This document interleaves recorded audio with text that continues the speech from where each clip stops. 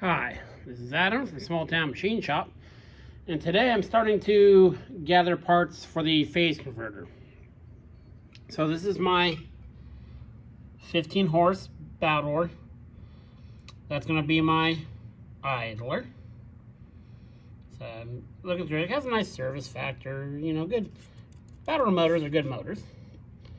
As you see, we're going to be pulling quite a few amps. We'll be pulling less than that because that's, full load amps. So, and the inrush will be significantly reduced because we're going to be starting it with a pony motor, obviously. So let's check my wire connections.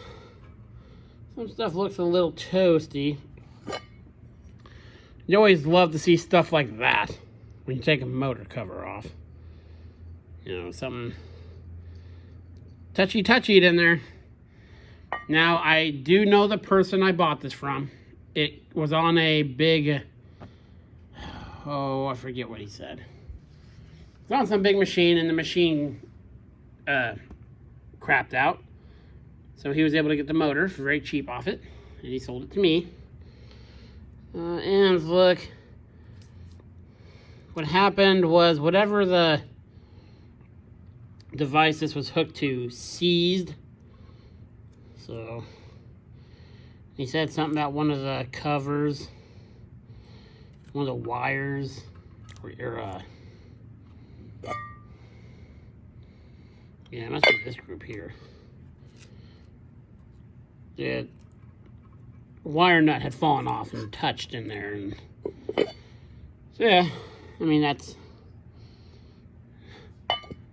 is what it is. So this is the motor. That'll be my pony motor because it's a 15 horse. Now, the Hypermac lathe has a 7.5 horse motor in it. This guy has a 7.5 horse motor in it. And that guy's 3-phase. I was going to put a normal, that's a 1.5 horse motor. And I have a 1.5 horse right there. Same, different frame size, but same RPM and all that. But there's also a hydraulic pump in that.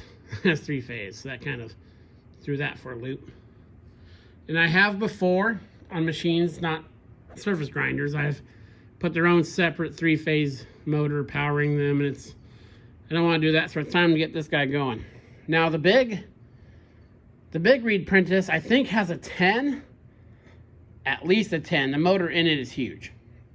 Physically, I mean, it's huge. This could start it. I could start this and start the Hypermac with no load on it. Or actually, it'd be better to start this guy because it has a clutch. Because if the motor spins, you give me more what's the way to describe it? Have more, two idling motors, a 15 and a 7.5. So the power company's going to love me for that. So you're paying a lot of people's wages. Okay, so we got this motor.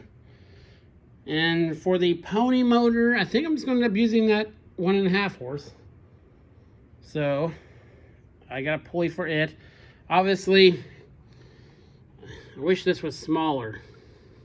Much smaller than this. Not only for the fact that it's going to be sitting on the floor with a big rotating pulley on it, but just for starting it purposes. I may take this guy off and put a smaller pulley on it. It's got I forget what size shaft that is. It's 1 inch and something. This motor is missing the wiring things. They painted over it. Thankfully, if you get a Bowdor, you can always look online, even for their discontinued motors, which they've discontinued this one. Because I think they're only doing the gold ones, the Super E motors now.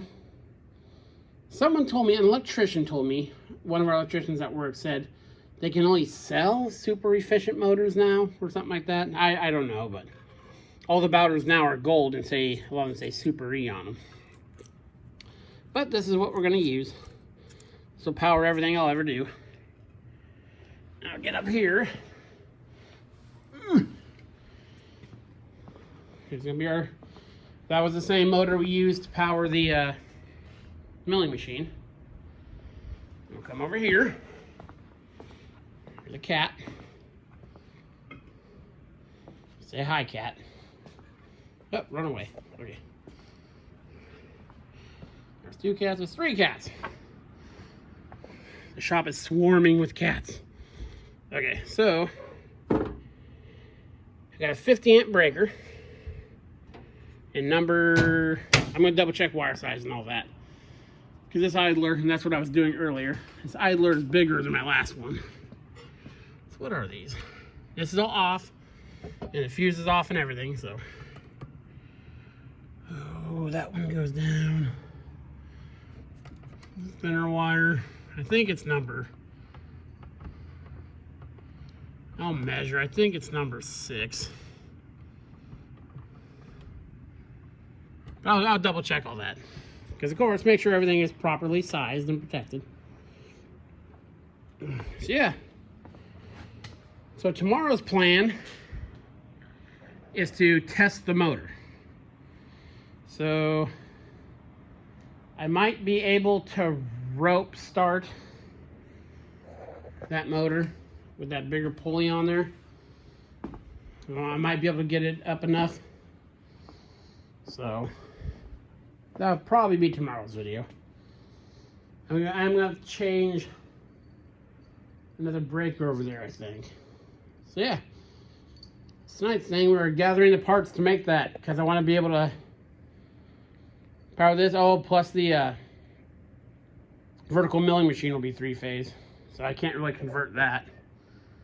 And I'm taking the motor in tomorrow to have my wiring guy look at it. He's going to double check the windings and all that, make sure it actually needs to be rewound first. So yeah, quick little video on what's going on in the shop. We're getting ready to do the big phase converter. This is Adam from Small Town Machine Shop. Please comment, like, and subscribe, and thanks for watching.